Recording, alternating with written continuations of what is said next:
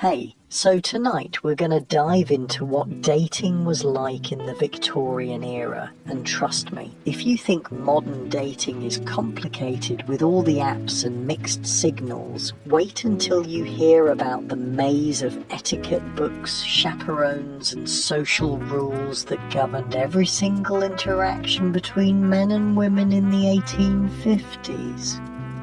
We're talking about a time when even making eye contact had rules, when a lifted hat was basically a text message, and when receiving a gift from the wrong person could ruin your reputation forever. Oh, and if you're enjoying these stories, I'd really appreciate a like or subscribe. Super curious where you're all listening from, so drop a comment with your location and what time it is there. Always blows my mind how people are falling asleep to this all over the world.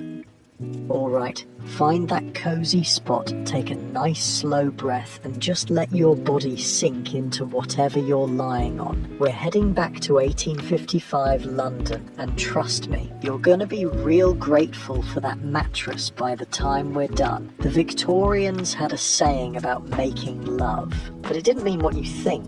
Making love back then meant courtship, the art of wooing someone properly. And if you wanted to survive the Victorian dating scene, you better know the rules.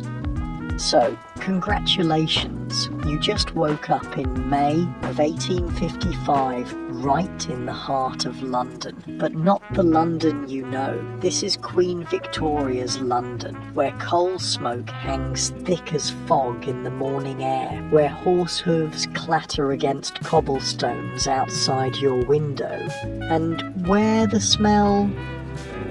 Oh, the smell is something else entirely.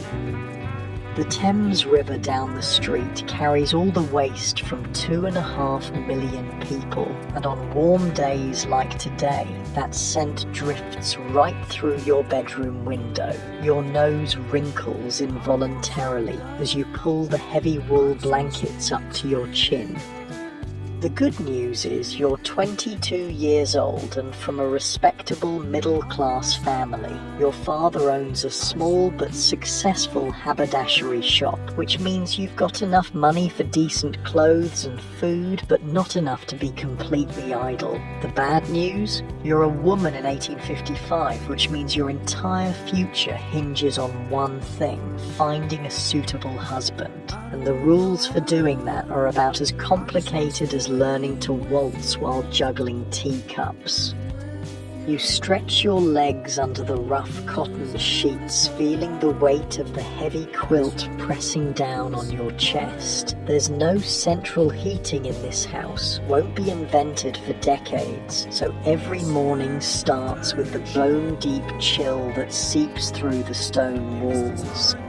Your housemaid, Mary, has already been up since 5 o'clock lighting the coal fires downstairs, and you can hear her heavy footsteps on the wooden stairs as she carries the coal scuttle up to start the fire in your bedroom grate. That scuttle weighs about 30 pounds when it's full, and she'll carry dozens of them up and down these stairs before the day is done. The bedroom door creaks open and Mary slips in, her arms straining with the weight of the coal.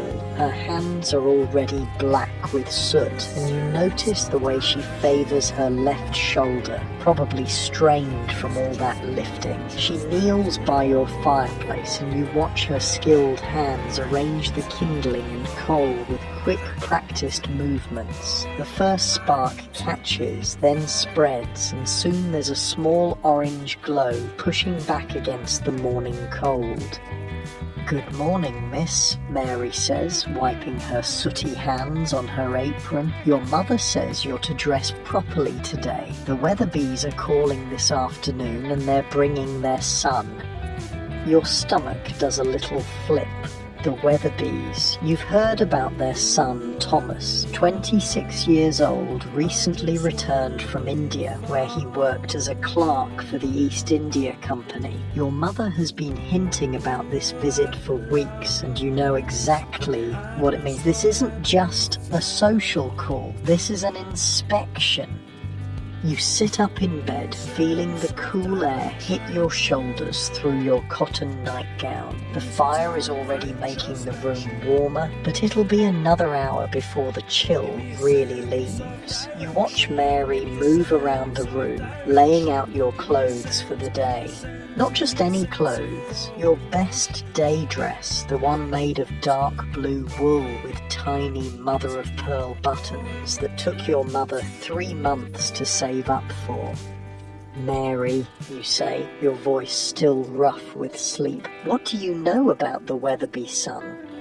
She glances toward the door, then leans closer. "Well, miss, I heard tell from their housemaid that he's got all his teeth, which is more than can be said for most gentlemen his age, and she says he doesn't drink over much, though he does have a fondness for cigars."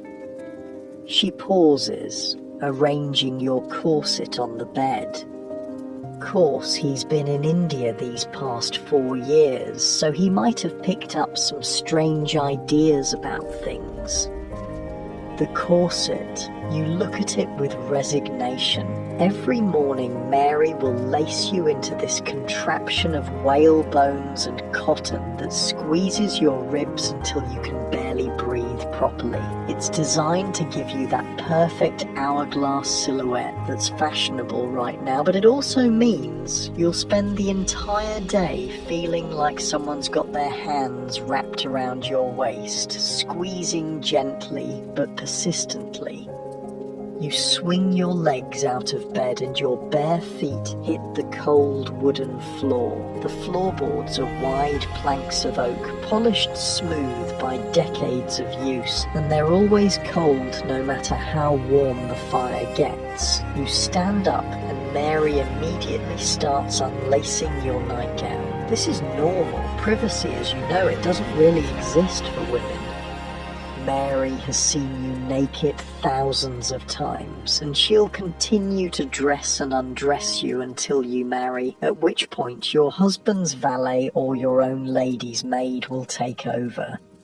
The chemise goes on first, a thin cotton undergarment that feels like wearing a tea towel, then the corset. Mary positions it around your waist and starts pulling the laces tight. With each tug, your breathing gets a little more shallow. By the time she's finished, you're taking small, careful breaths from the top of your lungs. Deep breathing is literally impossible in this thing. "Not too tight, Mary," you manage to say, though you both know it's already as loose as fashion will allow.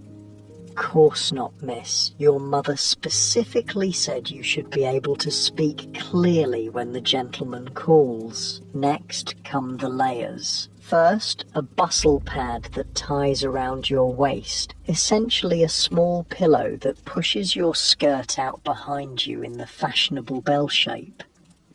Then petticoats. 3 of them, each one adding bulk and weight. By the time Mary drops your dress over your head, you're wearing about 15 pounds of fabric, and that's before we even get to the shoes. The shoes are kid leather, soft and buttery to the touch, but completely flat. Heels won't become fashionable for another few decades. They button up the side with tiny pearl buttons that Mary fastens with a special hook. Your feet, encased in cotton stockings, feel secure, but not particularly comfortable. These shoes weren't made for walking long distances. They were made for sitting in parlours and taking short, graceful steps. While Mary pins your hair into the elaborate style that's currently fashionable, parted severely in the middle, then swept back into a low chignon with carefully arranged curls framing your face, you think about what this afternoon might bring. The Weatherby visit is essentially a job interview, except the job is wife, and the interview involves sitting in your family's front parlour making polite conversation while both sets of parents watch every word, every gesture, every expression.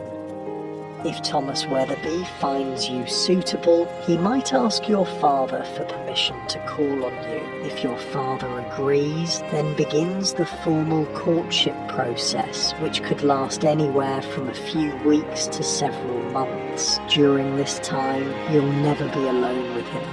Every conversation will happen under the watchful eye of a chaperone, usually your mother or your maiden aunt Caroline, who lives with your family and has strong opinions about everything.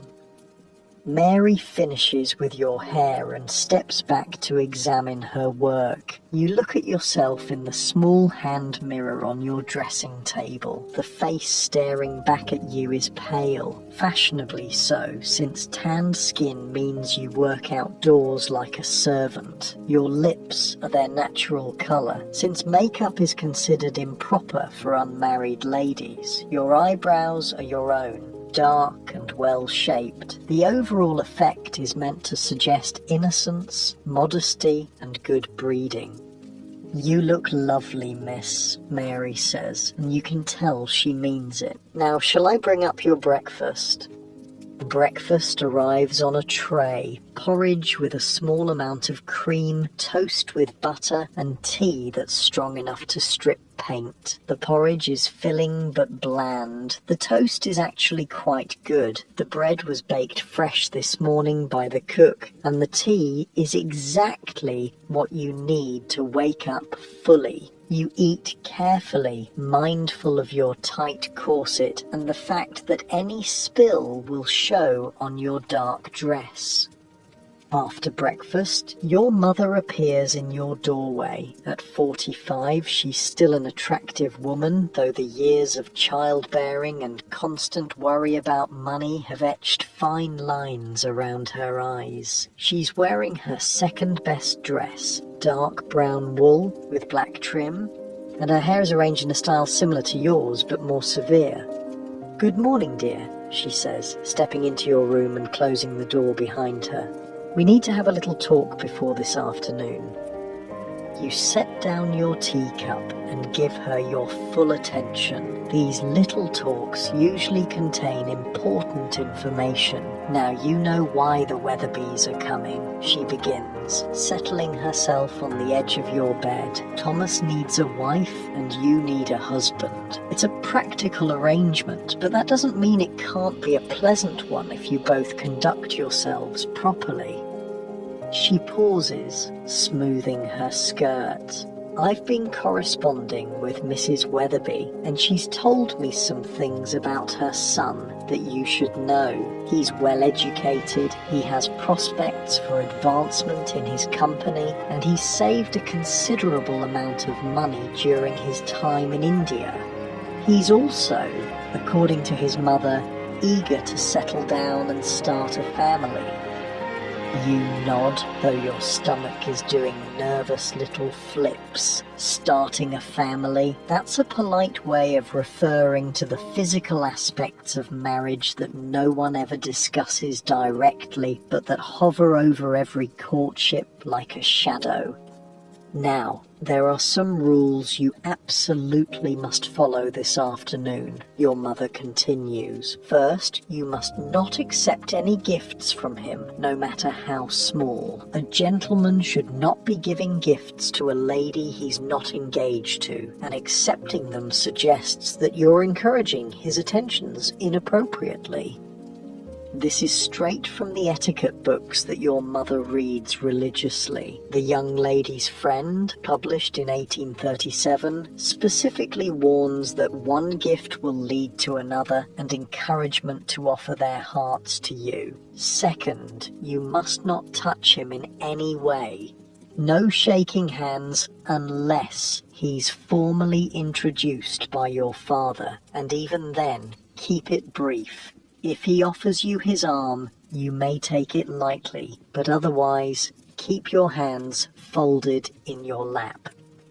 You think about how strange this must seem to young people today, where casual touching is so normal. But in 1855, physical contact between unmarried people is serious business. Even engaged couples are limited to holding hands and perhaps exchanging chaste kisses, always under supervision. Third, let him lead the conversation, but don't be afraid to show intelligence. He's been educated, so he'll appreciate a woman who can discuss something beyond the weather, but don't contradict him directly, even if you disagree. Find gentle ways to express different viewpoints. This is a delicate balance. Too much intelligence and you risk being seen as unfeminine or threatening. Too little and you might appear boring or stupid. You've been practicing this balancing act your entire life. Finally, your mother says, reaching over to adjust a curl near your ear. Remember that he's assessing you as much as you're assessing him. Watch how he treats the servants, how he speaks to your father, how he responds when things don't go exactly as planned. These small things will tell you much more about his character than his polite parlour conversation. She stands up, brushing imaginary lint from her skirts. The Weatherbees will arrive at 3 o'clock precisely. We'll serve tea and the small cakes that Cook made yesterday. You'll sit on the settee near the window. The light is flattering there, and I'll sit in the chair nearby. Your father will join us after he's spoken with Mr. Weatherby about business matters.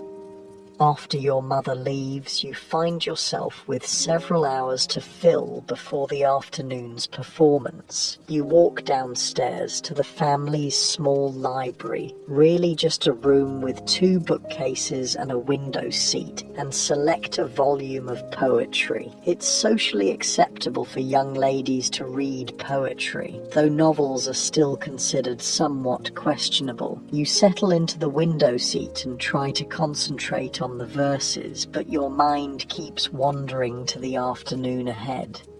The house around you is coming to life. You can hear Cook banging pots in the kitchen as she prepares the midday meal. The housemaid is sweeping the front steps, a job that has to be done twice daily because of all the coal smoke and horse droppings in the street. Your father is in his study, going over the shop's account books. The house smells of coal fire, beeswax polish, and the lavender water your mother uses to freshen the linens.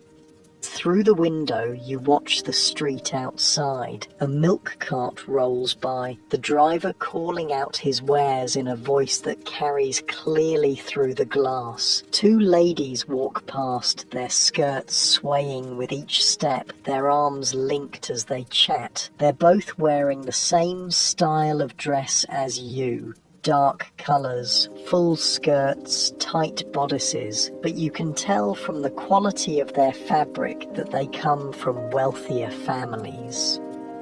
Behind them walks their maid carrying their parcels and staying a respectful distance behind. A gentleman on horseback trots past, sitting straight in his saddle, his top hat perfectly positioned. He's wearing a dark coat with tails and light-coloured trousers, the standard daytime outfit for men of his class. As he passes your window, he touches the brim of his hat in a polite greeting, even though he doesn't know you. This is normal. Gentlemen are expected to acknowledge ladies, even strangers, with this small gesture of respect. The morning passes slowly. You read a few poems, help your mother arrange flowers for the front parlour, and practice a piece on the pianoforte. Playing music is one of the accomplishments expected of young ladies, along with speaking a little French, doing needlework, and being able to sketch passably well. You're not expected to be brilliant at any of these things, just competent enough to demonstrate that you've had a proper education. Lunch is a simple affair. Cold meat, bread, cheese, and pickled vegetables. You eat lightly, partly because your corset makes large meals uncomfortable, and partly because you're too nervous to have much appetite. Your mother chatters about neighbours and local gossip, but you can tell she's nervous too. A good marriage for you would solve several of the family's financial concerns and secure your future. No pressure. At 2:30, your mother declares it's time for final preparations. You go upstairs to check your appearance one more time. Mary has laid out fresh gloves, white cotton ones that button at the wrist, and your small locket, the only jewellery considered appropriate for an unmarried lady receiving visitors. The locket contains a miniature portrait of your grandmother, and it rests just below the high neckline of your dress. You practice sitting down gracefully, which is more challenging than it sounds when you're wearing all these layers. The trick is to lower yourself slowly, letting your skirts settle around you in an attractive arrangement, then fold your hands in your lap. Getting up requires pushing down on the arms of the chair and rising smoothly without showing any of the effort involved. At 10 minutes before 3, you're stationed in the front parlour, sitting on the settee as instructed. Your mother sits nearby in her chair, needlework in her lap to give her hands something to do. Your father stands by the fireplace, checking his pocket watch every few minutes. The room smells of beeswax and the fresh flowers your mother arranged this morning. Late afternoon sunlight streams through the windows, and you hope it's as flattering as your mother promised. The clock on the mantel ticks toward 3 o'clock. Each second feels longer than the last. Your palms are slightly damp inside your gloves, and you resist the urge to fidget with your skirt. This is it, the beginning of what could be the rest of your life. At exactly 3 o'clock, there's a firm knock at the front door. Your father opens the front door, and you hear the low murmur of male voices in the entrance hall. Formal greetings, the rustle of coats being removed, the sharp tap of walking sticks being placed in the umbrella stand, then footsteps approaching the parlour, and your heart hammers against the rigid stays of your corset.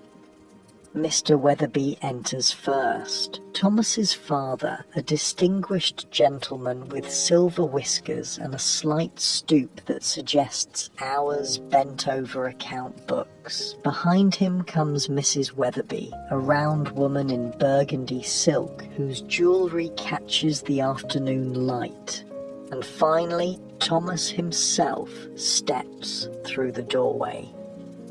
He's taller than you expected, with brown hair parted precisely down the middle and mutton chop whiskers that frame a lean face. His skin has a golden undertone that speaks of his years in the Indian sun, and when he moves, there's a careful precision to his gestures that suggests military training. He's wearing a black frock coat that reaches his knees, grey trousers, and a white shirt with a high collar that looks like it might strangle him if he turns his head too quickly. Mr. and Mrs. Weatherby, your father says formally, may I present my wife, Mrs. Hartwell, and my daughter, Miss Eleanor Hartwell. You rise from the settee, slowly, gracefully, letting your skirts settle around you as you've practiced 1,000 times. You offer a small curtsy, just a dip of your knees and a slight incline of your head. Too deep would suggest you're of lower status, too shallow would appear disrespectful. Miss Hartwell, Mrs. Weatherby says warmly, what a pleasure to finally meet you. Thomas has been quite eager for this introduction. Thomas steps forward and offers a brief bow. Miss Hartwell, his voice is deeper than you expected, with just a hint of an accent you can't quite place, perhaps picked up during his time overseas. Mr. Weatherby, you reply, meeting his eyes briefly before lowering your gaze. Direct eye contact is acceptable for the initial greeting, but prolonged staring would be considered brazen. Everyone settles into their assigned positions like actors taking their marks on a stage. Thomas sits in the chair across from you, close enough for conversation, but far enough to maintain propriety. The parents arrange themselves as subtle chaperones, present but attempting to appear absorbed in their own discussion about mutual acquaintances and local news. I trust your journey from India was pleasant, you venture, since it's acceptable for ladies to ask about travel. Indeed, though rather lengthy, Thomas replies. 3 months aboard ship provides ample time for reflection. I found myself quite ready to return to English soil and English society. He pauses, and you catch something in his tone, perhaps relief, perhaps something else. The climate there can be challenging for those of us unaccustomed to such intensity. You nod sympathetically, though you've never been farther from London than Brighton. I imagine the heat must be quite overwhelming. We complain when our summers reach 70 degrees. Quite so. In Bombay, we often saw temperatures above 100 degrees, with humidity that made the very air feel thick as soup.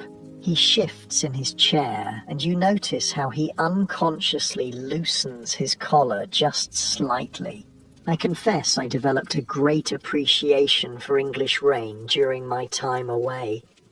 This draws a small smile from you, a genuine one, not the practiced parlour smile your mother taught you. Rain is certainly something we have in abundance. The conversation continues in this careful dance. Thomas tells you about the markets in Bombay, the exotic fruits he learned to enjoy, the challenge of managing clerks who spoke a dozen different languages. You share your own much smaller experiences, the books you've been reading, the music you've been practicing, your observations about life in London. Each topic is safe, appropriate, designed to reveal character without venturing into anything too personal. But you're also watching him, as your mother advised. When Mary enters to serve tea, you notice how Thomas nods politely to her, a small acknowledgement that many gentlemen of his class wouldn't bother with. When your father makes a joke about the weather, Thomas laughs, not the forced chuckle of social obligation, but genuine amusement that reaches his eyes. When Mrs. Weatherby accidentally knocks over her teacup, sending hot liquid splashing across the small table, Thomas immediately rises to help, producing a clean handkerchief without being asked. Oh, how clumsy of me, Mrs. Weatherby flutters, dabbing at the spill. Not at all, your mother soothes, while Mary quickly appears with a cloth to clean up the mess. These things happen.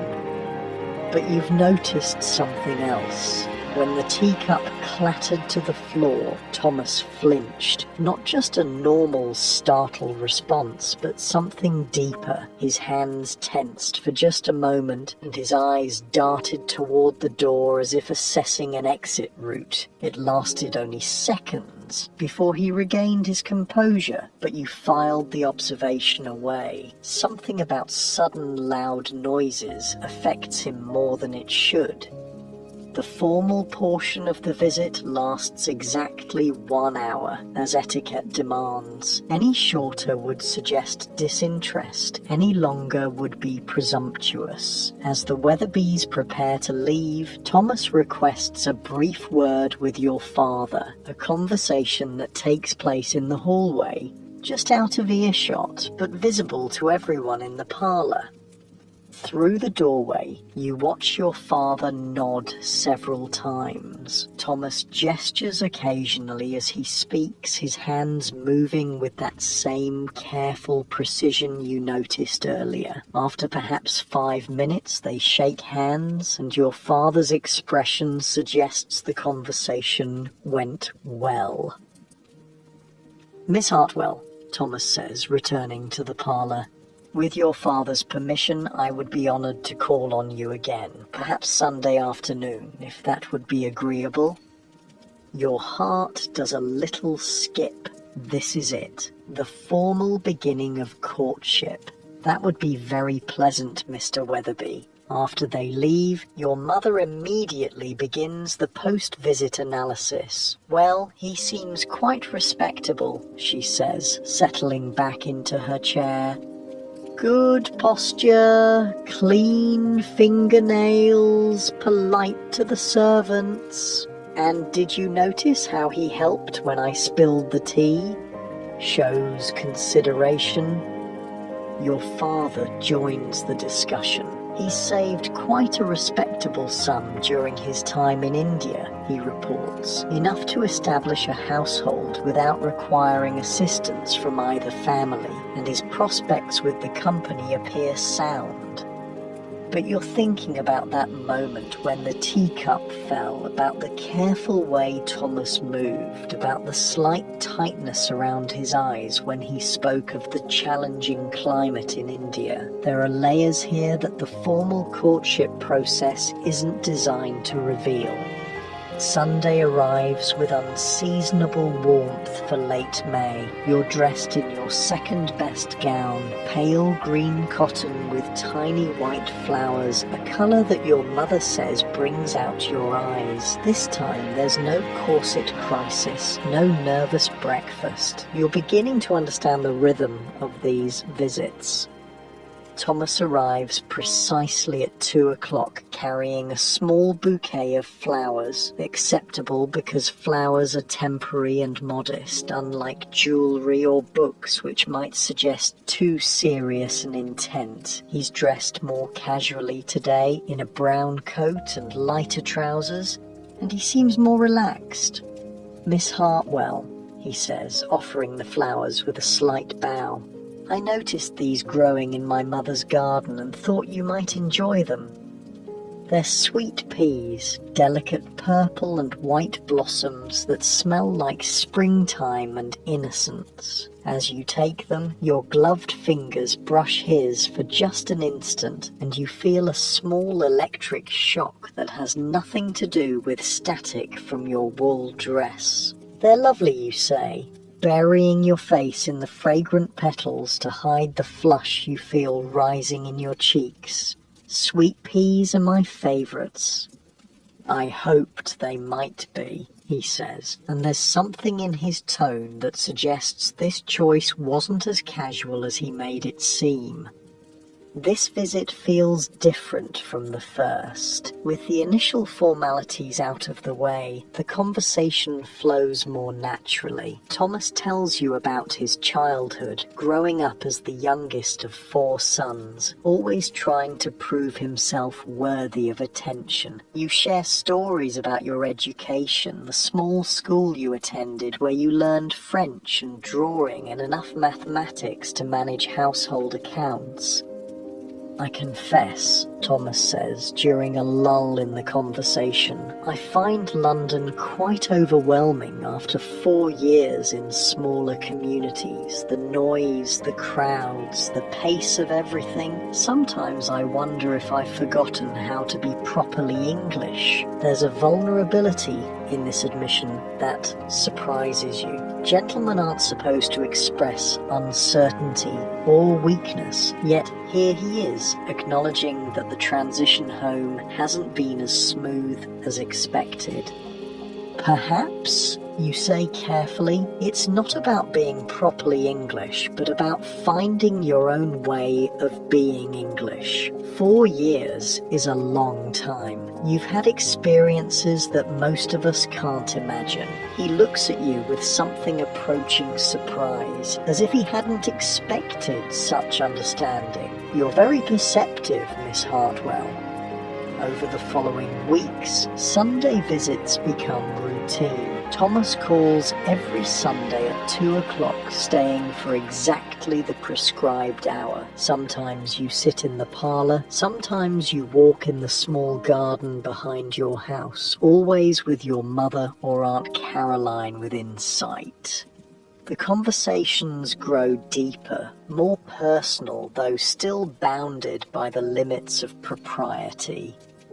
You learn that Thomas has nightmares sometimes. He mentions this obliquely when explaining why he often looks tired on Monday mornings. You discover that he writes poetry, though he's too embarrassed to share any with you. He tells you about the strange foods he learned to enjoy in India, the festivals he witnessed, the complexity of managing business relationships across cultural divides. In return, you share your own carefully guarded thoughts, your frustration with the limits placed on women's education, your secret ambition to travel, to see places beyond London's sooty borders, your love of novels, though you're careful not to mention the more scandalous ones you borrow from your friend Catherine. During your 4th Sunday visit, Thomas makes a request that sends your pulse racing. Miss Hartwell, he says, glancing toward where your mother sits with her needlework, I wonder if you might consent to accompany me to the exhibition at the Crystal Palace next Saturday, with proper chaperonage naturally. This is significant. Attending a public event together represents a new level of courtship, a semi-public declaration that you're officially keeping company. Your mother's needle pauses in her embroidery as she waits for your response. I would be delighted, you say, trying to keep your voice steady despite the flutter of excitement in your chest. The Crystal Palace, rebuilt in South London after the Great Exhibition of 1851, represents everything modern and exciting about this Victorian age. The building itself is a marvel of iron and glass, rising from Sydenham Hill like a fairy tale palace made of light and air.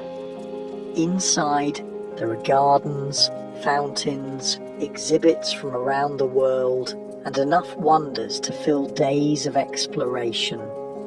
Saturday arrives bright and clear. You're dressed in your absolute best, a dress of deep blue silk that took your mother 6 months to save for, with a matching jacket and a small hat adorned with ribbons. Your gloves are pristine white kid leather, and you carry a small beaded reticule that contains your handkerchief, smelling salts, and a few coins.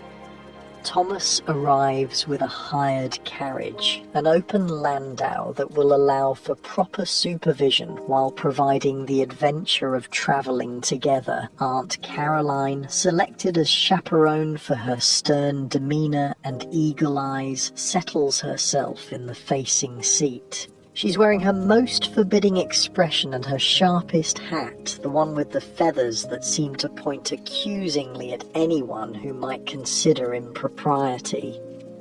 The drive through London is an adventure in itself. The streets teem with traffic, carriages, omnibuses, carts and riders on horseback, all competing for space on roads that were never designed for such volume. Street vendors call out their wares: fresh flowers, penny a bunch, hot pies, meat pies, sweep your chimneys, soot away. Thomas points out landmarks as you pass them. The new Houses of Parliament with their Gothic towers, Westminster Abbey with its ancient stones blackened by coal smoke, the bridges spanning the Thames where barges heavy with goods wait their turn at the docks. The river itself is thick with traffic. Steamboats belching black smoke, sailing ships with their forest of masts, and the constant parade of smaller craft ferrying people and goods across the murky water.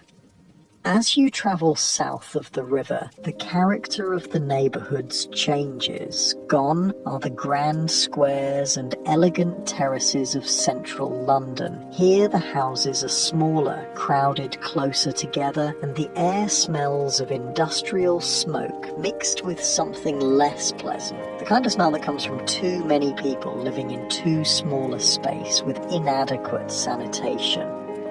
But then you climb Sydenham Hill and suddenly the Crystal Palace rises before you like something from a dream. The enormous structure catches the afternoon light and throws it back in 1,000 brilliant sparkles. Gardens stretch in all directions, filled with exotic plants and elaborate flower beds that form intricate patterns when viewed from the palace's elevated terraces. It's magnificent, you breathe, forgetting for a moment to be properly reserved. Indeed it is, Thomas agrees, offering you his arm as you step down from the carriage. Though I confess it reminds me a bit of some of the palaces I saw in India. This Victorian confidence in iron and glass and human ingenuity.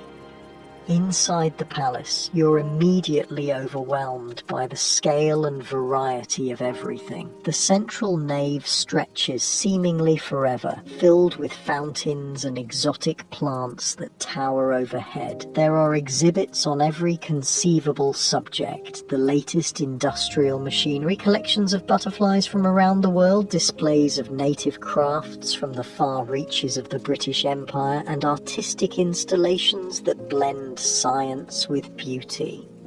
Thomas guides you through the crowds with careful attention to your comfort. When the press of people becomes too thick, he steers you toward quieter alcoves. When you pause to examine a particularly interesting display, he waits patiently without hurrying you along. When Aunt Caroline declares herself in need of refreshment, he immediately locates a tea room where she can rest her feet.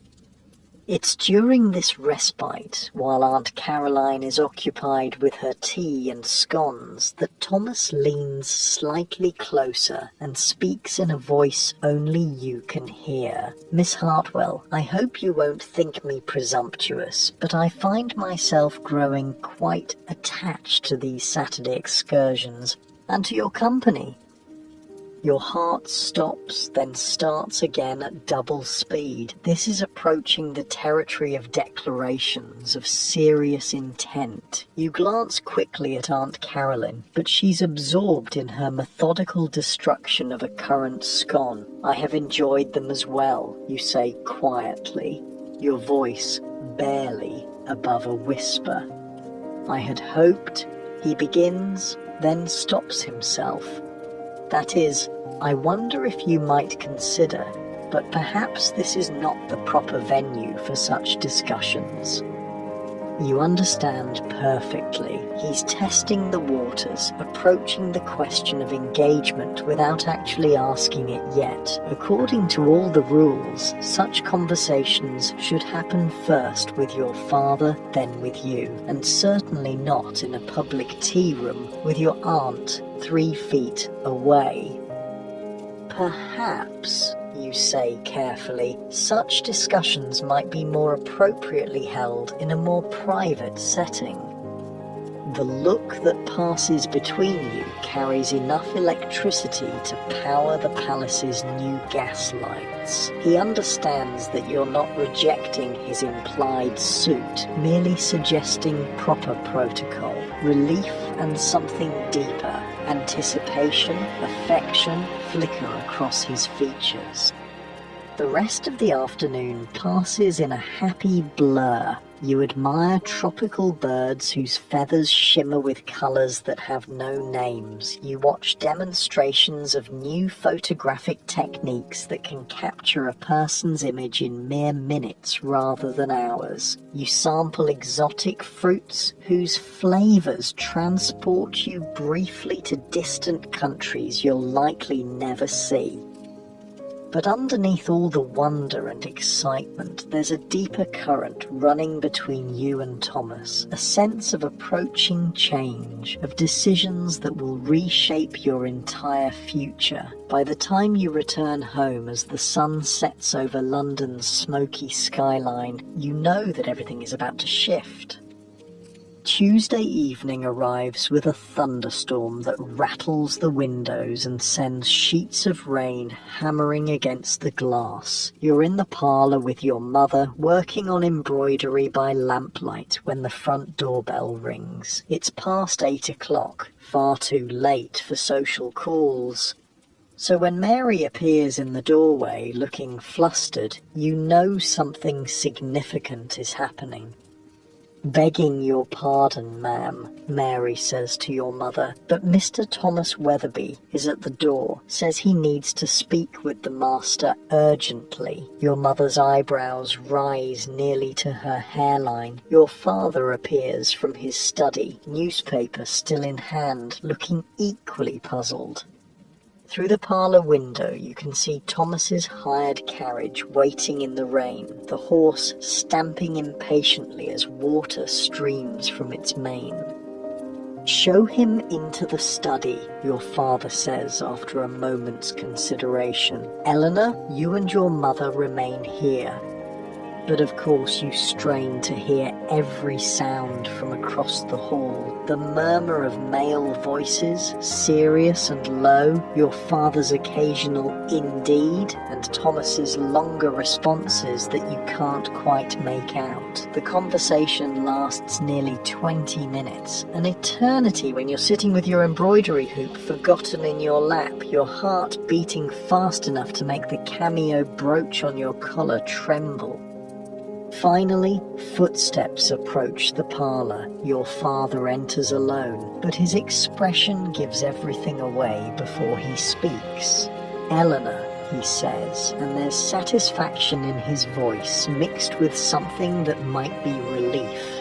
"Mr. Weatherby has asked for permission to pay his addresses to you.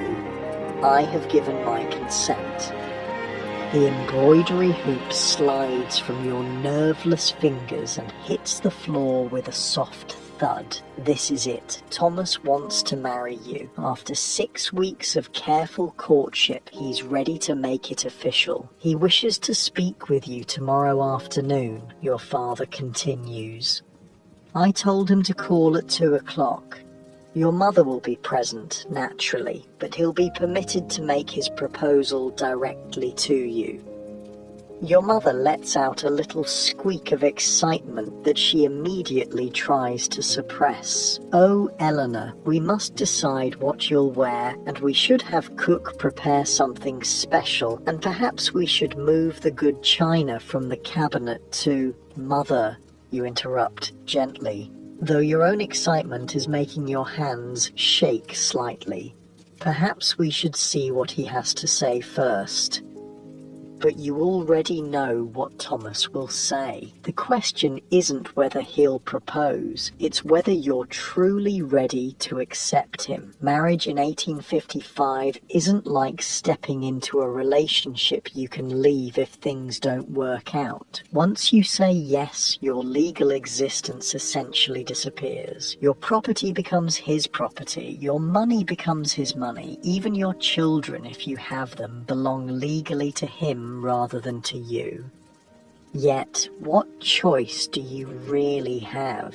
At 22, you're already approaching the age where people will start whispering about you being on the shelf. Your family can't afford to support you indefinitely, and Thomas seems kind, intelligent, and genuinely fond of you.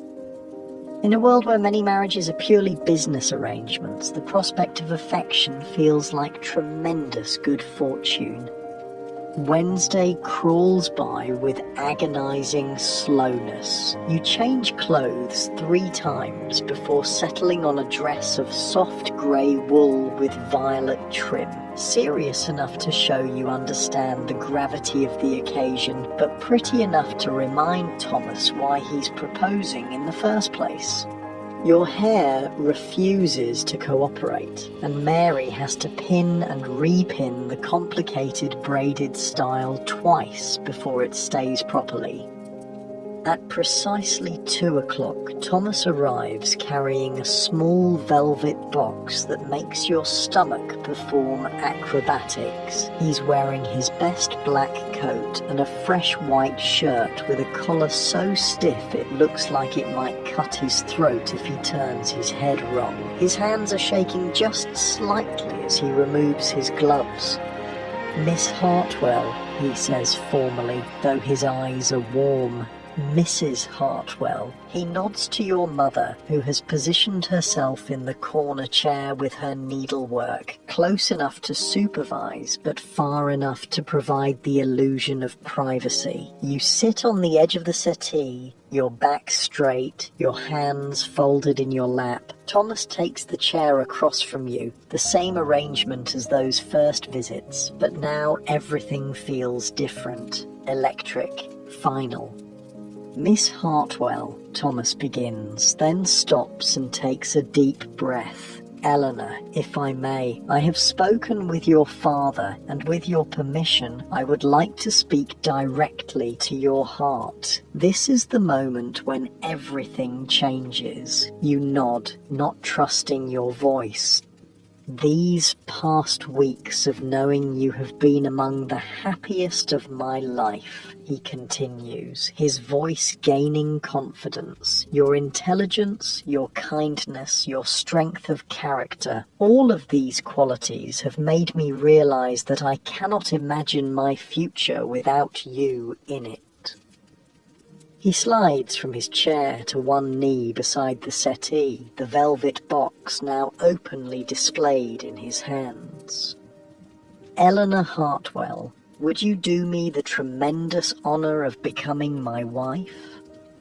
The ring inside the box is modest but beautiful, a small diamond surrounded by tiny pearls, set in yellow gold. It's not flashy or ostentatious, but it's clearly been chosen with care and represents a significant expense for a man in Thomas's position. "Yes," you whisper, then find your voice. "Yes, Thomas, I would be honored to accept." His relief is so obvious that you almost laugh.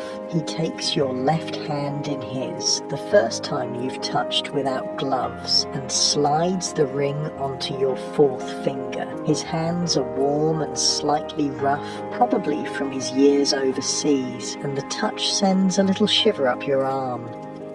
"There," he says softly, "now it's official." From her corner, your mother makes a small sound that might be a suppressed sob of happiness. When you look over, she's dabbing at her eyes with her handkerchief while trying to appear absorbed in her embroidery. The rest of the visit passes in a blur of practical discussions. The engagement will be announced in next Sunday's paper. The wedding will take place in 6 months, giving you time to prepare a trousseau and Thomas time to secure appropriate housing. He's found a small house in Kensington, 3 bedrooms, a proper kitchen and a tiny garden that will be available to rent come autumn. "I know it's not grand," Thomas says, his voice slightly apologetic, "but it's respectable, and it's near enough to my office that I can walk to work in good weather." "It sounds perfect," you assure him, and you mean it. The idea of having your own household, your own space to arrange as you please, feels like the most luxurious thing imaginable. After Thomas leaves, your mother immediately begins what she calls engagement planning. Lists appear overnight. What needs to be purchased, what needs to be sewn, which relatives need to be informed. The next few months will be a whirlwind of preparation unlike anything you've experienced. But first, there are the immediate changes that come with being officially engaged. Starting the very next Sunday, Thomas is permitted to take you on unchaperoned walks. The first time you step out together without your mother trailing behind feels like the most daring thing you've ever done. You walk slowly through the small park near your house, your hand resting lightly on Thomas's arm, marvelling at this new freedom. For the first time in your courtship, you can speak without measuring every word for its appropriateness under parental supervision. "I confess," Thomas says, as you pause beside a fountain where children are sailing toy boats, "I've been terrified for weeks that you might refuse me." "Were you really?" you ask, surprised. "But surely you could tell that I enjoyed your visits." "Enjoyed them? Yes, but enjoyment and willingness to marry are quite different things." He adjusts his grip on his walking stick. "I know I'm not the most exciting prospect. No title, no great fortune, and I come with some complications from my time abroad." You think about those moments when loud noises made him flinch, about the careful way he sometimes held himself as if expecting pain.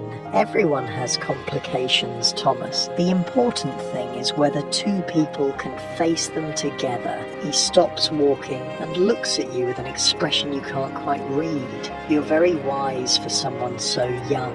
"I'm not that young," you protest. 22 is quite grown up." "Of course it is," he says quickly. "I didn't mean to suggest, that is, I sometimes feel much older than my 26 years. India has a way of aging a person." Over the following weeks, these unchaperoned walks become precious to both of you.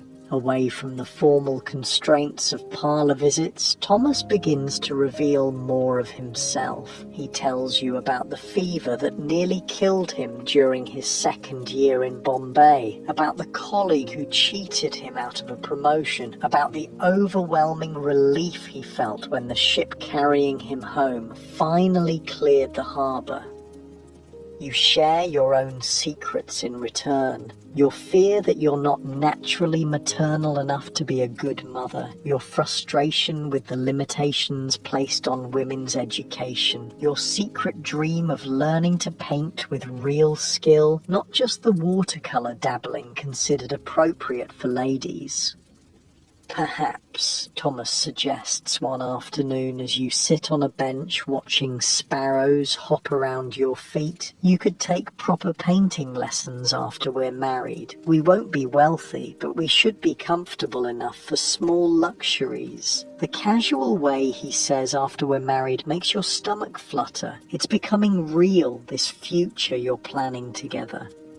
Along with the walks come other new privileges. Thomas is now permitted to visit you in the front parlour without formal supervision, though he's still required to leave before nightfall. During these visits, you're allowed to hold hands, a simple intimacy that feels revolutionary after months of careful distance.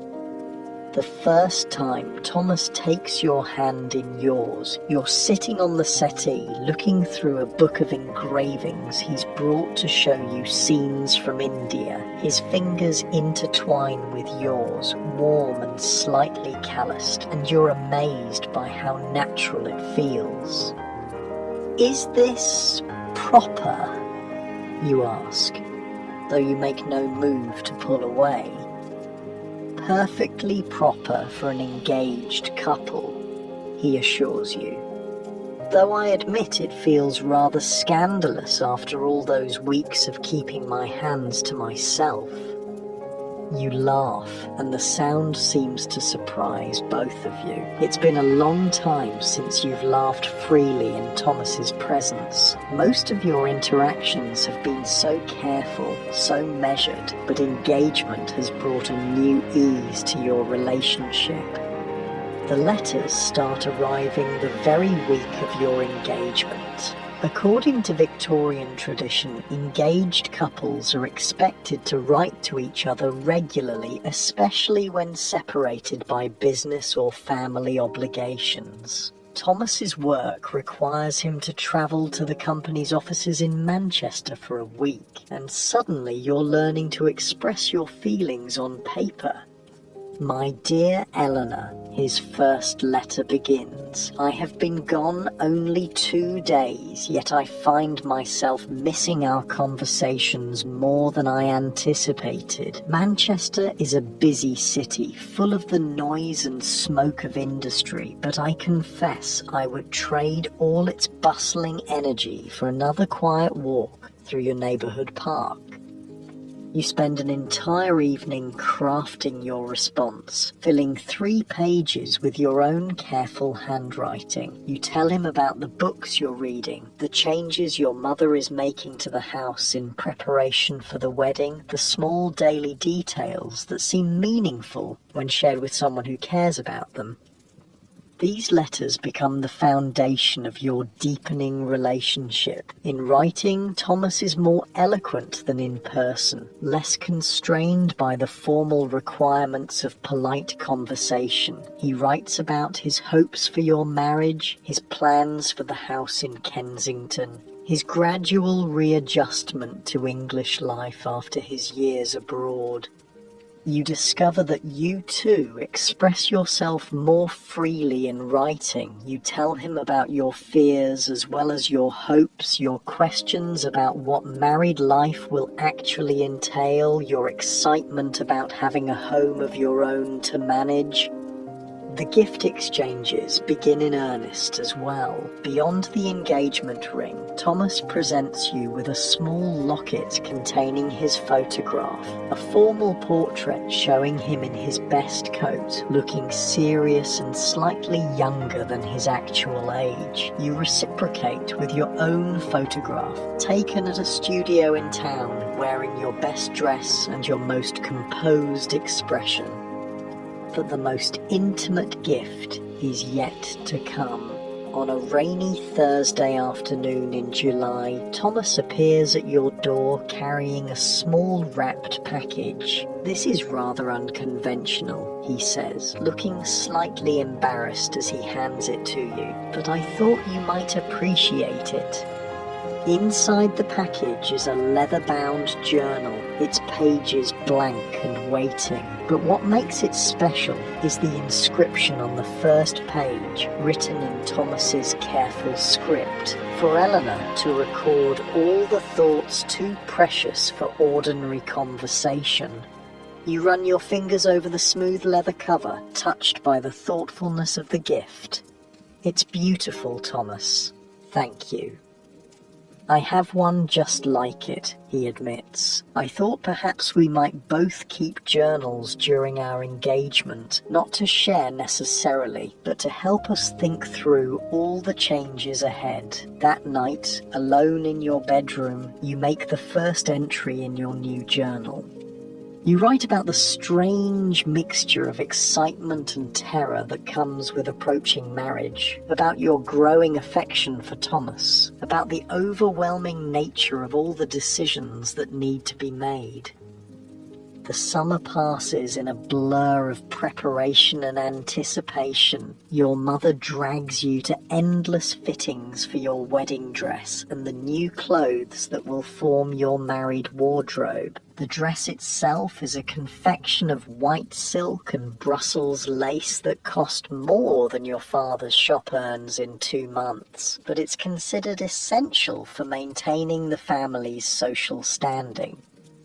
You spend afternoons learning household management skills that your education had only touched on. Cook teaches you to plan meals and manage food budgets. Mary shows you the proper care of fine linens and the best methods for removing different types of stains. Your mother drills you on the social obligations you'll face as a married woman, which neighbours to call on, how to manage servants, the proper way to host a dinner party.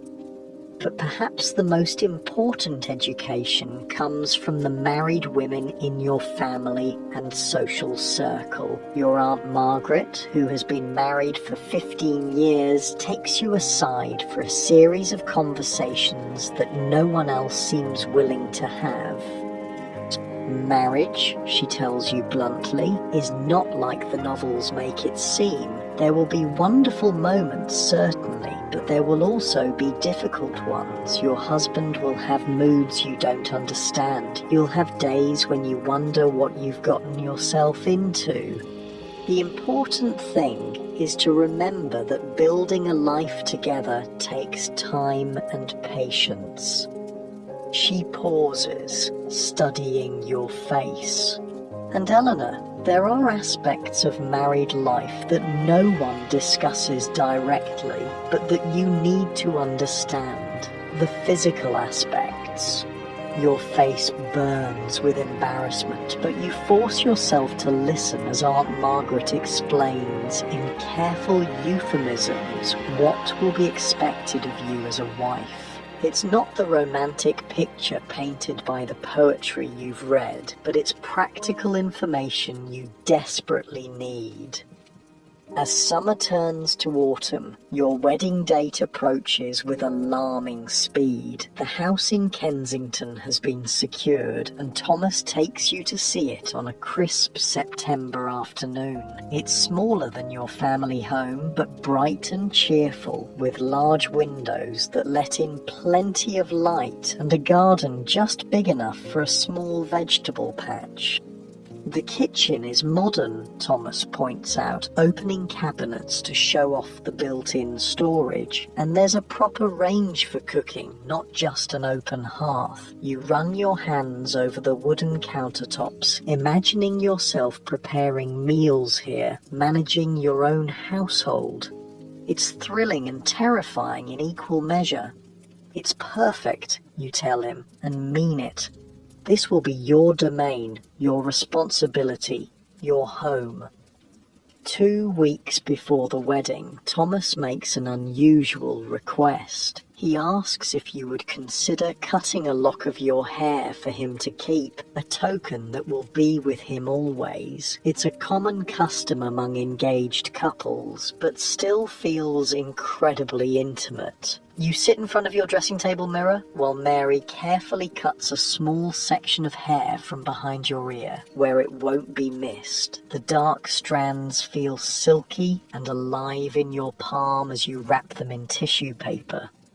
For Thomas, you tell Mary as you seal the packet, a piece of me to carry with him. In return, Thomas presents you with a lock of his own hair, already carefully preserved in a small silver locket, something of mine to keep close to your heart, he says simply. The week before your wedding arrives with a flurry of final preparations. Relatives descend upon your house like a friendly invasion. The wedding dress hangs in your wardrobe like a beautiful ghost of your future self, your trousseau. The collection of clothes, linens, and household items you'll bring to your marriage fills 2 large trunks that sit at the foot of your bed. Thomas calls every day now, sometimes twice, to check on arrangements and simply to see you. The formal distance of early courtship has given way to genuine affection and comfortable companionship. You find yourself looking forward to married life not just as an inevitable step, but as an adventure you want to share with this particular man. On the Thursday before your Saturday wedding, Thomas takes your hands in the parlour and looks at you seriously. Eleanor, he says. "I want you to know that whatever challenges we face as husband and wife, I will always strive to be worthy of the trust you're placing in me. And I will strive to be worthy of yours," you reply, meaning every word. Outside, London bustles with its usual energy. Carriages clattering past, vendors calling their wares, the constant hum of a city that never quite stops moving. But in this moment, in your family's parlour with your hand in Thomas's, the future feels both certain and full of wonderful possibilities. Saturday morning arrives grey and drizzling, the kind of London weather that makes everything look like a watercolour painting left out in the rain. You wake before dawn in your childhood bedroom for the last time, listening to the familiar sounds of the house stirring to life around you. Cook is already banging pots in the kitchen 3 floors below, and you can hear your father's heavy footsteps as he paces the library, probably rehearsing the speech he'll give at the wedding breakfast. Your wedding dress hangs on the wardrobe door like a luminous ghost, the white silk and lace catching what little light filters through the rain-streaked windows. In a few hours, you'll put it on and become Mrs. Thomas Weatherby, trading your identity as Eleanor Hartwell for an entirely new existence.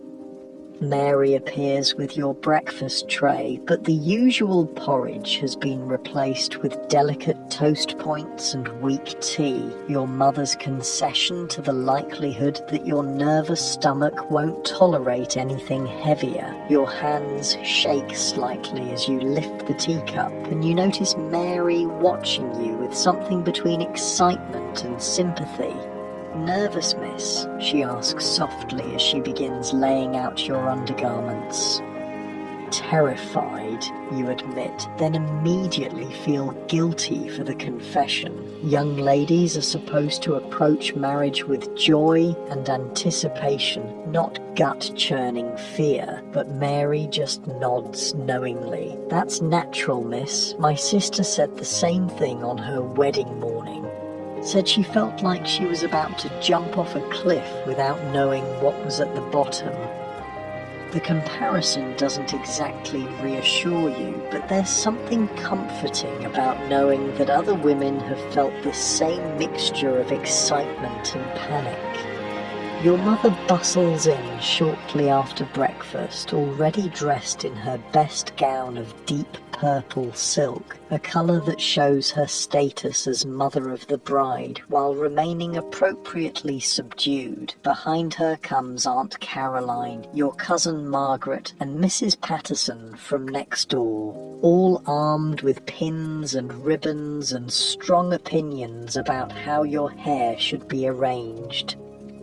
The process of getting dressed takes nearly 3 hours. First the chemise, thin cotton that feels like nothing against your skin. Then the corset, laced tighter than usual to give you the perfect silhouette for your wedding gown. Today, Mary pulls the laces until you can barely draw a full breath, but you don't protest. On your wedding day, discomfort is expected in service of beauty.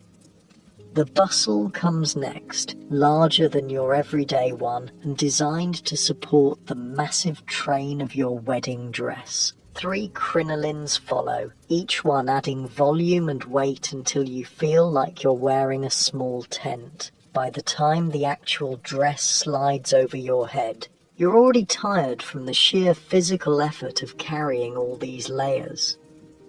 But when Mary fastens the final pearl button and steps back, the reflection in your mirror takes your breath away. The woman looking back at you is elegant, sophisticated, beautiful in a way that your everyday self never manages to achieve. The dress transforms you into someone worthy of a proper Victorian wedding. Your hair has been arranged in an elaborate style with white silk flowers woven through the braids and curls. A delicate veil of Brussels lace, borrowed from your grandmother's wedding ensemble, cascades from a small tiara that catches the lamplight. Your only jewellery is Thomas's engagement ring and a simple strand of pearls that belonged to your mother. "You look like an angel," your mother whispers, and there are tears in her eyes that she's trying very hard not to let fall. The carriage ride to St. George's Church feels both endless and far too short. Your father sits beside you, unusually silent, occasionally reaching over to pat your gloved hand. Through the rain-spattered windows, you watch London go about its Saturday business. Street vendors still calling their wares, children dodging puddles, the constant flow of life that will continue exactly as before, even though your entire world is about to change. The church looms ahead, its stone facade darkened by years of coal smoke, but still impressive in its Gothic grandeur. Carriages line the street outside, and you can see wedding guests hurrying through the rain, their umbrellas creating a forest of black silk. Your father helps you from the carriage, careful not to step on your train, and suddenly you're standing in the church vestibule with rain drumming on the roof overhead and the scent of wet wool and old stone filling your nostrils. Through the heavy oak doors, you can hear the murmur of voices as guests take their seats. "Ready, my dear?" your father asks, offering you his arm. You nod, not trusting your voice, and the doors swing open. The church is full, more people than you expected, faces both familiar and strange turn toward you with that peculiar mixture of curiosity and sentimentality that weddings inspire. Candles flicker in the grey morning light, casting dancing shadows on the stone walls. The organist begins the processional, and suddenly you're walking down the aisle on your father's arm, your train rustling behind you like autumn leaves. But all you can see is Thomas standing at the altar in his best black coat with his hands clasped behind his back. When your eyes meet his, he smiles. Not the formal social smile you've grown accustomed to, but something warmer and more personal. Something that says this isn't a performance or a social obligation, but the beginning of something real between the two of you. The ceremony itself passes in a blur of ancient words and ritual responses. You hear yourself promising to love, honour and obey, to cleave unto Thomas, forsaking all others, to accept him as your wedded husband until death parts you. The weight of these vows settles around your shoulders like a heavy cloak, but when Thomas slips his mother's gold wedding band onto your finger, his hands are steady and warm.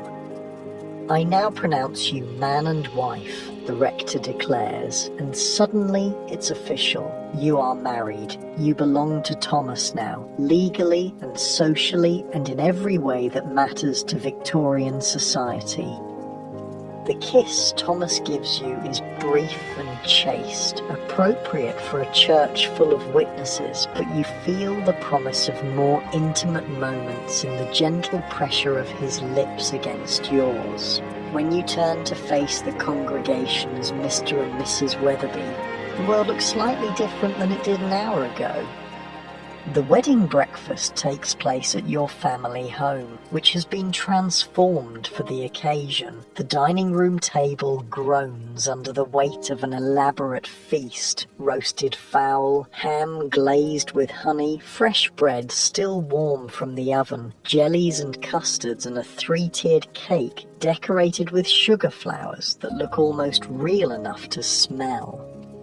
but you can barely eat between the tight corset and the nervous energy that hasn't left you since morning. You sip champagne, a rare luxury that makes your head feel light and floaty, and smile until your cheeks ache as guests offer congratulations and advice.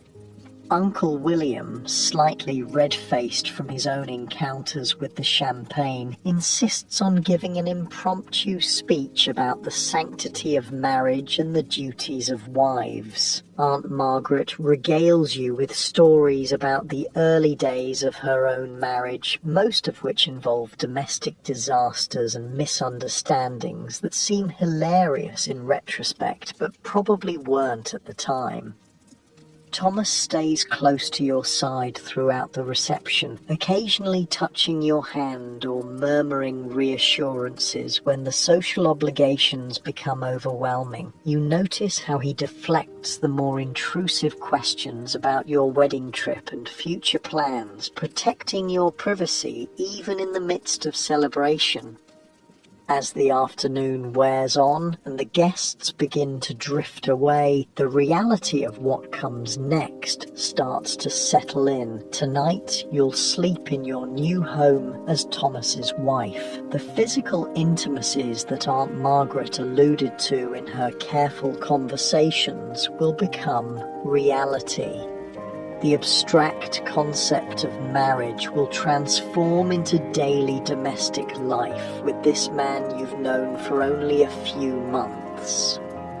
By 5 o'clock, the last of the guests have departed, leaving behind a house that looks like a party battlefield. Empty glasses, crumpled napkins, chairs pushed askew. Your mother is already directing the servants in cleaning up, but her eyes keep drifting to you with a mixture of pride and something that might be worry. "Time to change into your travelling dress," she says gently, and suddenly your throat feels tight with unshed tears.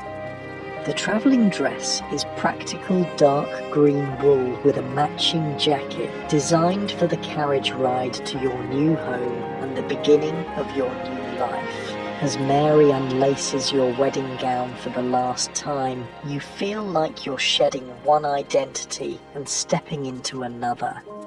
Your father loads your trunks into Thomas's hired carriage while your mother fuses over final details. Do you have your gloves, your reticule, the small bag of personal items you'll need for tonight? Each question feels loaded with meaning you're not quite ready to examine. The goodbyes are harder than you expected. Your parents stand on the front steps, your mother crying openly now, your father attempting stoic dignity but not quite succeeding. This house has been your entire world for 22 years, and now you're leaving it forever. "Write to us soon," your mother calls as the carriage pulls away. "And remember what I told you about being a good wife." Thomas takes your hand as the familiar streets of your childhood disappear behind you. "Are you all right?" he asks softly. "I think so," you say, though you're not entirely sure. "It's just, everything is different now." "Yes," he agrees, "but different can be good, can't it?" The house in Kensington looks smaller than you remembered, but welcoming in the early evening light. Smoke rises from the chimney, suggesting that Mrs. Davies, the housekeeper Thomas hired, has been preparing for your arrival. The front garden is tidy with late-blooming roses that smell sweet despite the earlier rain. Thomas helps you from the carriage, and you notice how carefully he guides you up the front steps, as if you might break. The front door opens before you reach it, revealing Mrs. Davies, a comfortable-looking woman in her 50s with greying hair and kind eyes. "Welcome home, Mrs. Weatherby," she says, and the title sounds strange in your ears. You are Mrs. Weatherby now. Eleanor Hartwell no longer exists. The house has been prepared for your arrival with obvious care. Fresh flowers in the front parlour, a fire burning cheerfully in the grate, the scent of something delicious coming from the kitchen. Mrs. Davies leads you through rooms that are now yours to arrange and manage, explaining the household routine she's established and asking about your preferences for meals and daily schedules. Your bedroom, yours and Thomas's now, overlooks the small back garden. The bed is larger than the one in your childhood room, with a white coverlet that looks crisp and inviting. Your trunks have already been delivered and sit waiting to be unpacked, full of the trousseau items you've spent months accumulating. Thomas hovers in the doorway, suddenly seeming as nervous as you feel. I'll leave you to, that is, Mrs. Davies has prepared dinner for 7 o'clock, if that suits you. After he leaves, you sink into the small chair by the window and finally allow yourself to feel the full weight of the day. You are married. You are in your own home. Tonight, you will share that bed with a man who was essentially a stranger 6 months ago.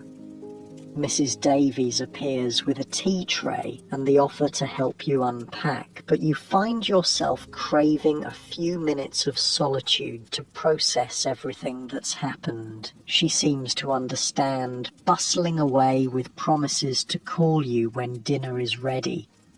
Dinner is served in the small dining room by candlelight, just you and Thomas at opposite ends of a table that feels both intimate and formal. Mrs. Davies has prepared roasted chicken with vegetables from the garden, and everything tastes wonderful, even though your appetite hasn't quite returned.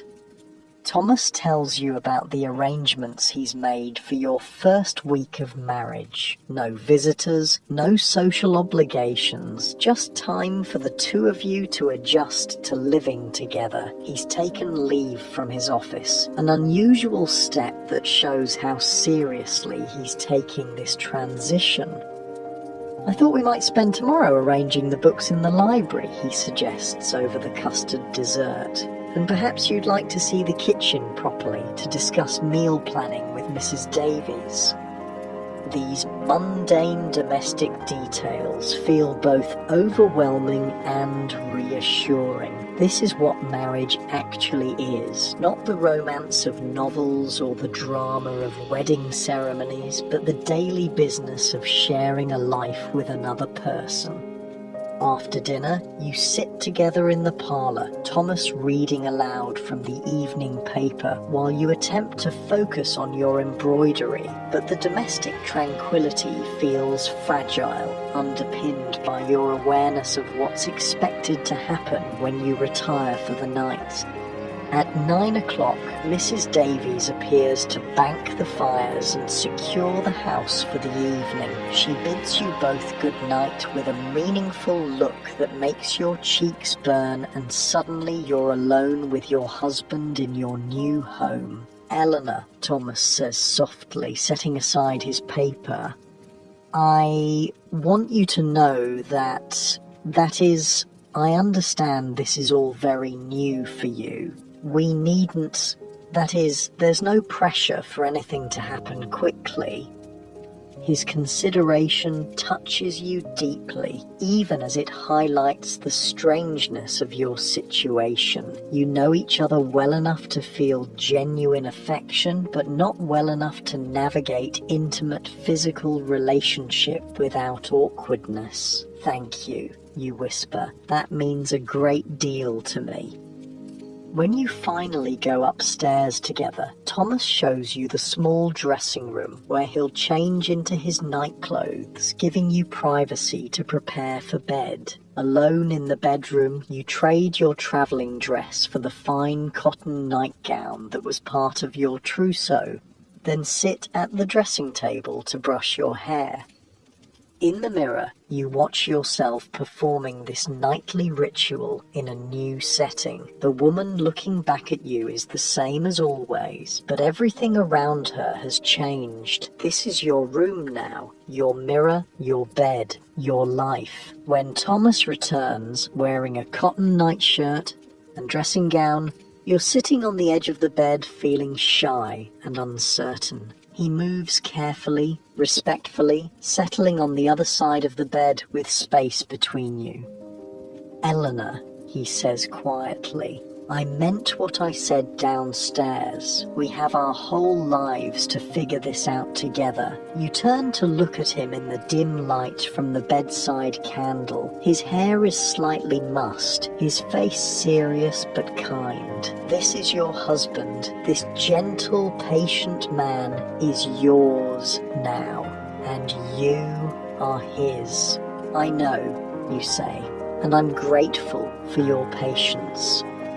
He reaches across the space between you and takes your hand, the same gesture that felt so revolutionary during your engagement, now carrying even deeper meaning. "We're going to be all right, aren't we?" he asks, and you hear the uncertainty beneath his confidence. "Yes," you say, and find that you actually believe it. We're going to be all right. The first days of marriage pass in a blur of domestic adjustment and small discoveries. You learn that Thomas likes his coffee strong and black, that he hums unconsciously while shaving, that he sometimes talks in his sleep, usually numbers and dates from his work accounts. He discovers that you're not naturally early to rise, that you have strong opinions about how books should be organized, and that you make the most beautiful flower arrangements he's ever seen. Mrs. Davies proves invaluable in helping you establish your role as mistress of the household. She teaches you to plan menus that balance nutrition with budget, to manage household accounts, to oversee the cleaning and maintenance schedules. It's more complex than you expected, running even a small household, but deeply satisfying in ways you hadn't anticipated. You write your first letter as a married woman to your parents, describing your new home and your settling in process. The signature, "Your daughter, Eleanor Weatherby," looks strange on the page, but less strange each time you write it. Thomas returns to work after a week, leaving you alone in the house with Mrs. Davies and your own thoughts. The solitude feels both liberating and slightly overwhelming. For the first time in your life, you're responsible for structuring your own days without parents or teachers or social obligations to guide you.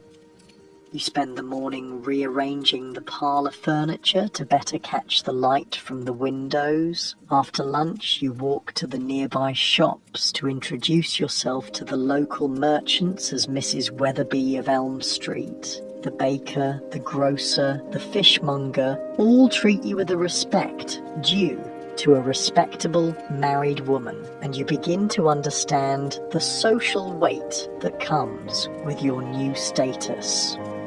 When Thomas returns that evening, you've prepared dinner yourself, a simple meal, but one you've cooked with your own hands in your own kitchen. The pride on his face when you tell him makes the effort worthwhile. "You're turning into quite the housewife," he says, and there's admiration in his voice that makes your heart flutter. "I'm learning," you reply. Mrs. Davies is a patient teacher. As weeks pass, you settle into the rhythm of married life. Thomas leaves for his office each morning after breakfast, returning in the evening with stories about his colleagues and the challenges of readjusting to English business practices after his years abroad. You fill your days with household management, correspondence with family and friends, and the slowly developing social obligations that come with your new status as a married woman. The physical intimacy that seemed so daunting on your wedding night develops gradually, naturally, as you grow more comfortable with each other. Thomas is patient and gentle, and you discover that the mysterious aspects of marriage that no one discusses directly are not as frightening as you'd imagined. Your first dinner party as a married couple takes place 6 weeks after your wedding. 3 other couples from the neighbourhood, carefully chosen for their respectability and social compatibility. You spend days planning the menu with Mrs. Davies, polishing the good china, arranging flowers throughout the house. The evening goes well, conversation flows, the food is praised, and you receive several compliments on your hostessing skills. After the guests leave, you and Thomas sit in the parlour feeling the satisfaction of a successful social debut. "You were magnificent tonight," Thomas tells you, loosening his collar after hours of formal politeness. "I was so proud watching you manage everything so gracefully." "Were you really?" you ask, still glowing from the evening's success. "Absolutely. You're going to be a wonderful addition to Kensington society." As autumn deepens into winter, you realise that you've successfully made the transition from daughter to wife, from girl to woman. The fears that seemed so overwhelming on your wedding morning have mostly faded, replaced by the comfortable routine of shared domestic life. You still miss your family home sometimes, still feel occasionally overwhelmed by the responsibilities of running your own household, but you've also discovered joys you hadn't anticipated, the satisfaction of creating a home that reflects your own tastes, the pleasure of having time to pursue interests like painting and music without parental oversight, the deepening affection between you and Thomas as you navigate daily life together. One snowy December evening, as you sit by the fire with your embroidery while Thomas reads his newspaper, you realise how completely your life has transformed in just a few months. The nervous girl who waited in her parents' parlour for Thomas Weatherby's first visit seems like a different person entirely. "Thomas," you say softly, setting aside your needlework. He looks up from his paper, lamplight catching the gold flecks in his brown eyes. "I just wanted to say I'm happy, truly happy."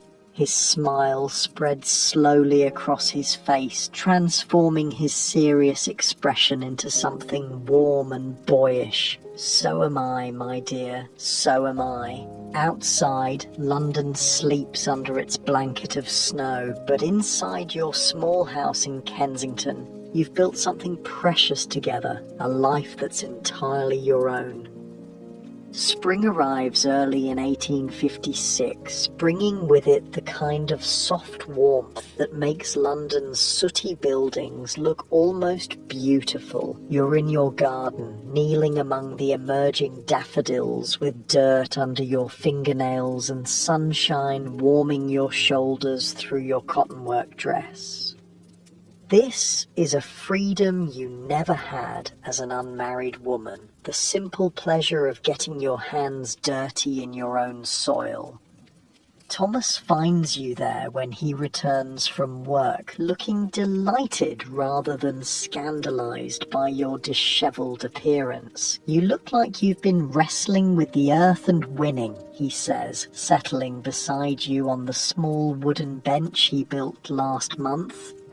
"The roses needed pruning, and Mrs. Davies mentioned that the vegetable patch could use attention," you explain, wiping your hands on the old apron you started wearing for garden work. "I discovered I rather enjoy it." This is one of the unexpected joys of married life, the freedom to develop interests that might have been considered unsuitable for an unmarried lady. Your painting has improved dramatically now that you can hire a proper teacher rather than relying on the superficial instruction deemed appropriate for young ladies. You've started reading novels that would have been forbidden in your parents' house, discussing them with Thomas over dinner like intellectual equals. I have news, Thomas says, settling back against the bench with the satisfied expression of a man bringing home good tidings. Peterson is retiring at the end of the year, and I'm being considered for his position. It would mean a substantial increase in salary. Your heart skips with excitement. Peterson's position would make Thomas a senior clerk with real responsibility and prospects for further advancement. More importantly, it would provide the financial security to start thinking about expanding your little household. Thomas, that's wonderful. Do you think you'll get it? The manager seemed encouraging, he says, trying to contain his optimism but not quite succeeding. He mentioned that my experience in India gives me advantages over the other candidates. Over dinner that evening, you discuss what Peterson's position might mean for your future. A larger house, perhaps, with room for the children you both want. The ability to hire additional help for Mrs. Davies. Maybe even a small carriage of your own, instead of relying on hired vehicles for longer journeys. But you've also learned to appreciate what you already have. The intimacy of your small house, where every room holds memories you've created together. The satisfaction of managing your own domestic world. The way Thomas's face lights up when he comes home to find you waiting with stories about your day. Your first wedding anniversary approaches in the autumn, and you find yourself marveling at how completely your life has transformed. The nervous bride who could barely breathe in her wedding corset has evolved into a confident woman who runs her household with skill, maintains her own social connections, and has learned to navigate the physical and emotional complexities of marriage with growing ease. The anniversary celebration is quietly perfect. Dinner at home with your best china and flowers from your own garden, followed by an evening at the theatre to see a comedy that leaves you both laughing until your sides ache. Afterward, walking home through the gaslit streets with your hand tucked securely in Thomas's arm, you realise that somewhere along the way, love has grown from the careful affection of your engagement into something deeper and more sustaining.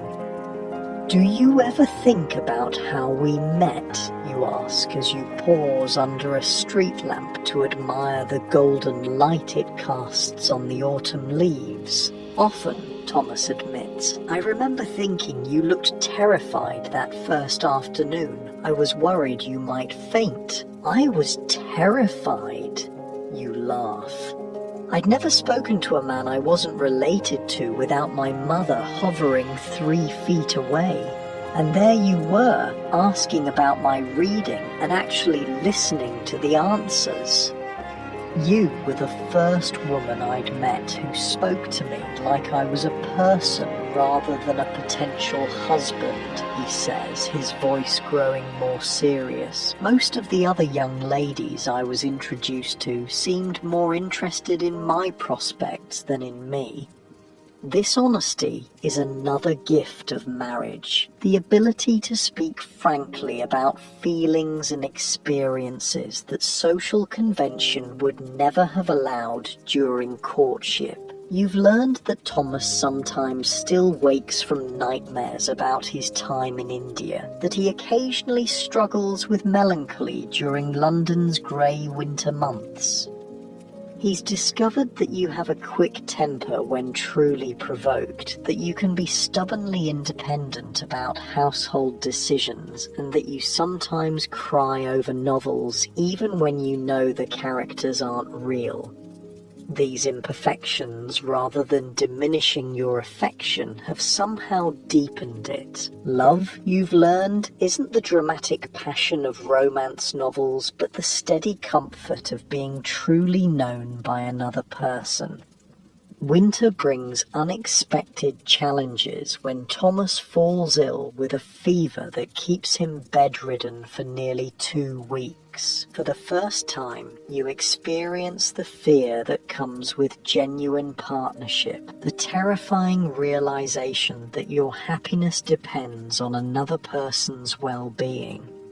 You nurse him yourself, despite Mrs. Davies's offers to take over the more unpleasant aspects of sick care. You sit beside his bed, reading aloud when he's awake, checking his temperature throughout the night, preparing the special broths and tisanes that the doctor recommends. When the fever finally breaks and Thomas's eyes focus clearly on your face for the first time in days, you understand something fundamental about the vows you spoke in that flower-filled church. "Hello, wife," he whispers, his voice still hoarse but unmistakably himself again. "Hello, husband," you reply, and the relief in your voice surprises you both. His recovery is slow but steady, and during the long afternoons when he's well enough to sit up but not strong enough for normal activities, you spend hours talking about things you've never discussed before, your childhood fears and dreams, his experiences during the voyage to India, the homesickness that nearly overwhelmed him during his first months abroad, the different futures you both imagined before you met each other. "I used to think I might remain unmarried," you confess one grey February afternoon as you sit beside his chair, mending one of his shirts. Become one of those independent women who travel and write books and scandal the neighbours. "You still could," Thomas says quietly. "Write books? I mean, you have intelligent observations about everything you read." The suggestion startles you. Writing books is something respectable women simply don't do, except for moral instruction or children's stories, but the idea plants itself in your mind like a seed waiting for the right conditions to grow. When spring returns, it brings Thomas's promotion and the salary increase that comes with it. You celebrate by taking a week's holiday in Brighton, your first trip together since your wedding. The seaside town is fashionable with couples your age, and you enjoy the novelty of being tourists together, exploring the pier and the shops, walking along the beach where the ocean stretches endlessly toward France. It's during this holiday that you realise you're probably expecting your first child. The signs are still subtle, a slight queasiness in the mornings, unusual fatigue, a sensitivity to certain smells that you've never experienced before. You decide to wait until you're certain before telling Thomas, but the possibility adds a golden edge to everything you see and do. Back in London, Dr. Matthews confirms your suspicions with the kind of gentle congratulations that doctors reserve for respectable married women. You're approximately 2 months along, he estimates, which means the baby will arrive sometime in early winter. That evening you break the news to Thomas over dinner, watching his face transform from confusion to understanding to joy so pure it makes your throat tight with emotion. "A baby?" he says, as if testing the words. "Our baby?" "Our baby," you confirm, and suddenly you're both crying and laughing at the same time. The pregnancy changes everything and nothing simultaneously. Your daily routines continue much as before, but now every decision is made with consideration for the child growing inside you. Mrs. Davies begins preparing the small room next to your bedroom as a nursery. Thomas becomes almost comically protective, insisting on carrying anything heavier than a teacup and worrying whenever you're out of his sight for more than an hour. Your mother visits more frequently now, full of advice about managing pregnancy and preparing for motherhood. Some of it is helpful, some of it consists of old wives' tales that Mrs. Davies quietly contradicts, but you appreciate the connection to the generations of women who've navigated this mysterious transformation before you. The physical changes are gradual at first, then increasingly obvious as summer progresses. Your dresses require careful alteration to accommodate your expanding waist. You develop strange cravings for foods you've never particularly enjoyed and sudden aversions to smells that never bothered you before. The exhaustion of early pregnancy gives way to a period of remarkable energy, followed by the increasing unwieldiness of your final months. Thomas adapts to each stage with patient consideration. When you can no longer bend over to tend your garden, he takes over the weeding and watering. When walking becomes uncomfortable, he suggests quiet evenings at home rather than social visits. When you become too large to comfortably share your usual chair in the parlour, he immediately purchases a wider one designed specifically for your changing needs. "You're being ridiculously considerate," you tell him one October evening as he helps you settle into your new chair with cushions arranged just so. "I'm being appropriately considerate," he corrects. "You're creating a human being. That seems to merit some extra attention."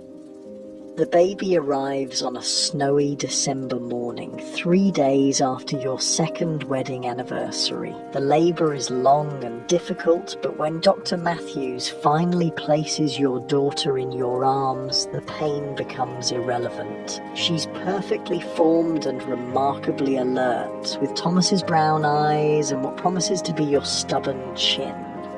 "She's beautiful," Thomas whispers, settling carefully beside you on the bed to get his first close look at his daughter. "She looks just like you."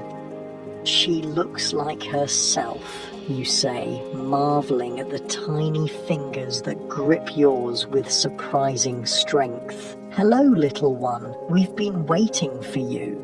You name her Charlotte, after the author whose novels you've grown to love despite their scandalous reputation.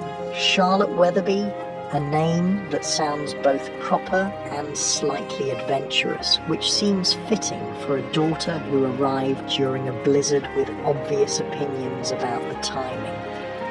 The first months of motherhood are exhausting in ways you never anticipated. Charlotte proves to be a demanding baby who sleeps fitfully and nurses frequently. Mrs. Davies hires her niece Sarah to help with the additional laundry and cleaning, but much of the responsibility falls to you. Thomas helps as much as Victorian convention allows, taking over the night feedings when possible and entertaining Charlotte while you rest during the afternoons. "I had no idea babies were such tyrants," you confess to Thomas one morning after a particularly difficult night. "She has very strong opinions for someone who can't even hold her head up properly." "She's definitely your daughter," he replies with a grin that suggests this is a compliment rather than criticism.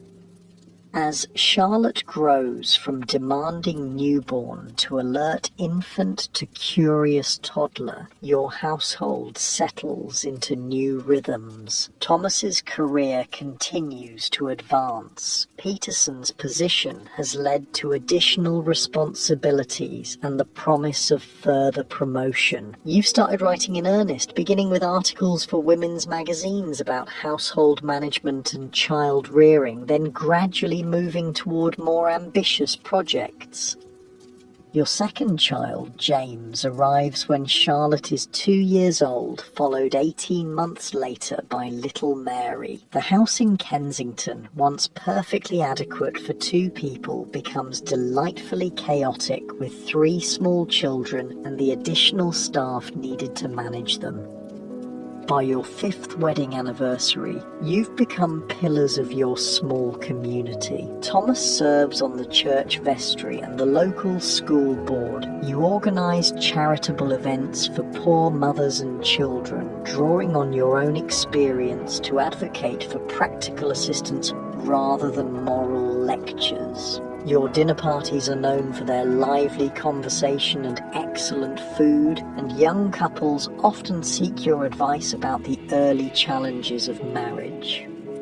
One evening in late spring, as you're putting Charlotte to bed while Thomas reads to the younger children in the nursery next door, she asks a question that takes you by surprise. "Mama, how did you know Papa was the right person to marry?" You pause in your brushing of her dark curls, considering how to explain the complex process of Victorian courtship to a 5-year-old. "Well, darling, we spent time getting to know each other very carefully. We talked about important things and discovered that we enjoyed each other's company. But how did you know he would be a good papa?" This is more difficult to answer. The Thomas who courted you so formally was kind and considerate, but you had no way of knowing he would become the father who builds elaborate doll houses for his daughters and teaches his son to identify every type of tree in the park. "I suppose I didn't know for certain," you admit. "But I knew he was gentle and honest and that he cared about other people's feelings. Those seemed like qualities that would make someone a good father as well as a good husband." After Charlotte falls asleep, you find Thomas in the parlour with a book, but he sets it aside when you settle beside him on the sofa you purchased to accommodate your growing family. "Charlotte asked me how I knew you would be a good father," you tell him. "And what did you say?"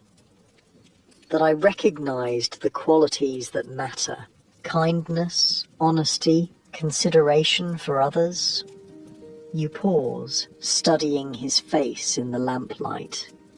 "I was right, wasn't I?" "I hope so," he says quietly. "I certainly try to be." As your children grow and your marriage deepens, you often think about the elaborate social machinery that brought you and Thomas together. The etiquette books with their rigid rules, the chaperones who supervised every interaction, the formal dances of courtship that seem almost quaint in retrospect. Yet somehow, despite all those constraints and conventions, something real and lasting emerged. 2 people who might never have met in different circumstances found each other and built a life together. Not the dramatic passion of romantic novels, but something more sustainable. A partnership based on mutual respect, shared values, and the kind of affection that grows stronger rather than weaker over time. On quiet evenings when the children are asleep and the house is peaceful around you, you and Thomas still sit together reading or talking about the day's events. The conversation flows as easily as it did during those early walks in the park, but now it's enriched by years of shared experience and common purpose. Do you ever wonder what would have happened if we hadn't met? You ask him one such evening, looking up from the letter you're writing to your cousin in Scotland. Sometimes, he admits, though I can't imagine it clearly anymore, this life with you and the children feels like the